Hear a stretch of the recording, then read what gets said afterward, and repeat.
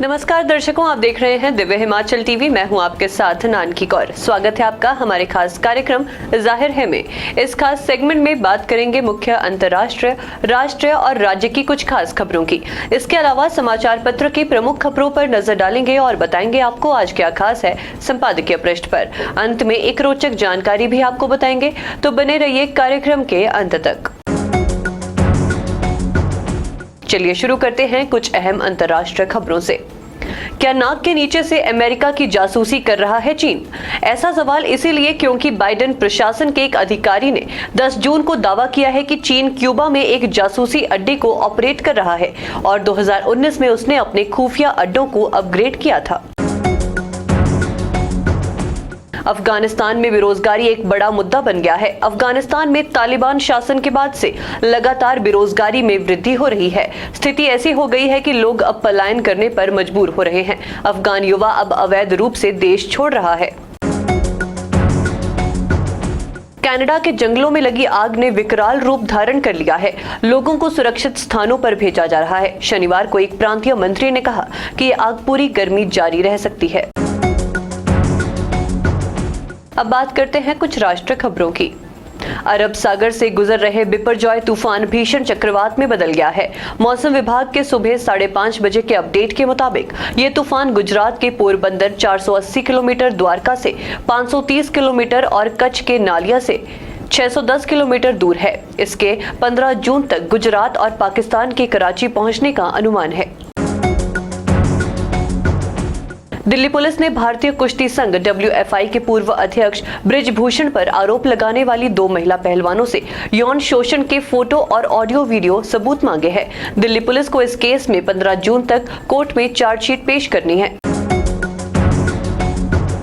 देश की सियासत में मंदिरों की कितनी भूमिका है, इसे समझने के लिए भाजपा ने राष्ट्र स्तर पर एक सर्वे करवाया है। साथ ही पिछले 2 लोकसभा चुनावों के वोटिंग ट्रेंड का बारीकी से अध्ययन किया है। इसमें सामने आया है कि जिन इलाकों में कोई मंदिर है, वहां आसपास के बूथों पर भाजपा बेहतर प्रदर्शन करती है। अब बात करते हैं हिमाचल की कुछ खास खबरों की।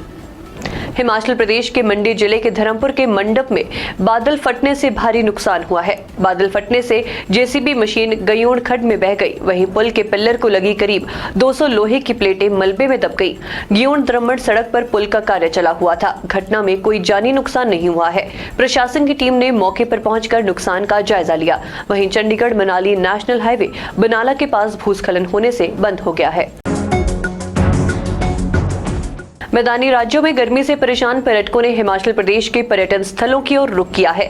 पर्यटन सीजन में पहली बार भारी संख्या में पर्यटक उमड़े हैं। इस कारण सीजन में पहली बार शिमला, धर्मशाला, डलहौजी, चायल और कसौली के होटल पैक हो गए हैं। इससे कारोबारी उत्साहित हैं। शिमला में 90% और मनाली के होटलों में 80% तक कमरे बुक हो गए हैं। शहरों के होटलों में कमरे न मिलने से सैलानियों को बाहरी क्षेत्रों में कमरे लेने पड़ रहे हैं। वीकेंड के अलावा पूरा सप्ताह प्रदेश के पर्यटन स्थलों में भारी संख्या में सैलानियों के उमड़ने की उम्मीद है। हिमाचल के 17 युवा भारतीय सैन्य अकादमी देहरादून से पास आउट होकर सेना में अफसर बने हैं। इनमें कुछ ऐसे भी होते हैं जिनके लिए यहां तक पहुंचना किसी सपने से कम नहीं होता है। इन्होंने विपरीत परिस्थितियों में कड़ी मेहनत से खुद को तराश कर सफलता पाई। बतौर लेफ्टिनेंट बने इन युवा अफसरों के कंधों पर उनके माता पिता और परिजनों ने सितारे सजाए। देश की माटी को चूम युवा अब देश सेवा के लिए तैयार हैं। अब बात करते हैं समाचार पत्र की प्रमुख खबरों की। शिमला से छपने वाला महंगाई का सूचकांक अब चंडीगढ़ से छपेगा। भारत सरकार ने केंद्रीय श्रम ब्यूरो का कार्यालय शिमला से चंडीगढ़ शिफ्ट कर दिया है। 1946 से श्रम ब्यूरो का ये कार्यालय शिमला में चल रहा था। इस कार्यालय में 100 से अधिक कर्मचारी कार्यरत थे। राष्ट्रवादी कांग्रेस पार्टी एनसीपी ने बड़ा बदलाव करते हुए पार्टी प्रमुख शरद पवार की बेटी सुप्रिया सुले और प्रफुल्ल पटेल को नया कार्यकारी अध्यक्ष बनाया है। सुप्रिया को महाराष्ट्र, पंजाब, हरियाणा की जिम्मेदारी दी गई है। उधर शरद पवार के भतीजे अजीत पवार को कोई जिम्मेदारी नहीं मिली। हिमाचल के लोगों को निर्बाध बिजली देने और डिस्ट्रीब्यूशन लॉस कम करने के लिए प्रदेश को भारत सरकार से 1700 करोड़ रुपए का प्रोजेक्ट मंजूर हो गया है। इसके अलावा प्रतिबिंब पृष्ठ पर भी जरूर नजर डालिए। साहित्य प्रेमियों के लिए ये पृष्ठ बेहद खास है। और अब अंत में एक रोचक जानकारी। इस धरती पर एक ऐसा गांव है जहां आज तक एक बूंद भी बारिश नहीं हुई। ये खबर एकदम सच है कि इस गांव की धरती पर एक भी बूंद बारिश नहीं हुई है। मशहूर गीतकार और कवि गोपाल दास नीरज की ये पंक्तियां एकदम सटीक बैठती हैं कि अब के सावन में शरारत ये मेरे साथ हुई, मेरा घर छोड़ के पूरे शहर में बरसात हुई। गीतकार ने लिखने से पहले कभी सोचा भी नहीं होगा कि ये कविता हकीकत के जैसे हकीकत में देखने को भी मिलेगी। मध्य पूर्व एशिया के देश यमन में अल हुतैब नाम का गांव है जहां आज तक एक बूंद भी बारिश नहीं हुई है। अल हुतैब गांव यमन की राजधानी सना के पश्चिमी हिस्से में स्थित है। लेकिन सबसे बड़ा सवाल सबके मन में एक ही आता है कि आखिर इस गांव में बारिश क्यों नहीं होती, और अगर बारिश नहीं होती तो फिर यहाँ के लोग अपना जीवन यापन कैसे करते हैं। अगर देखा जाए तो इस गांव में बारिश नहीं होने के कई बड़े वैज्ञानिक कारण हैं। सबसे मुख्य कारण समुद्र तल से इस गांव की ऊंचाई है। ये गांव लगभग 3200 मीटर की ऊंचाई पर बसा है। अगर हम विज्ञान की बात करें तो बादलों के बनने की प्रक्रिया लास्ट 2000 मीटर की ऊंचाई तक संभव है। अगर अनुमान लगाया जाए तो बादल इस गांव से काफी नीचे बनते हैं और यही सबसे महत्वपूर्ण कारण है कि इस गांव में बरसात का नामो निशान नहीं है। जाहिर है मैं आज के लिए इतना ही। देखते रहिए दिव्य हिमाचल टीवी।